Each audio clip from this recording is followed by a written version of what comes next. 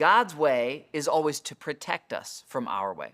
In the book of Romans, chapter 1, it says of humanity that as people continually were exposed to the truth of God and turned away, that God finally, quote, gave them over to their own lusts or desires. In other words, if you say long enough, God, I don't want you, He'll eventually let you go your own way. That's exactly what happened with the nation of Israel.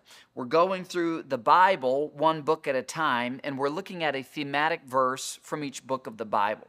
The book of 1 Samuel is the transition from an era where God was using spiritual leaders called judges to the era of kings.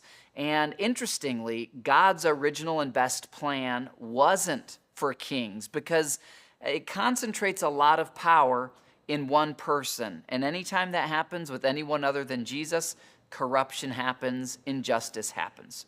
God, in chapter 8, verse 7, says to Samuel, the final of the judges and the prophets who would lead before the kings, God says to Samuel, "Do everything they say to you," the Lord replied, "for they are rejecting me, not you.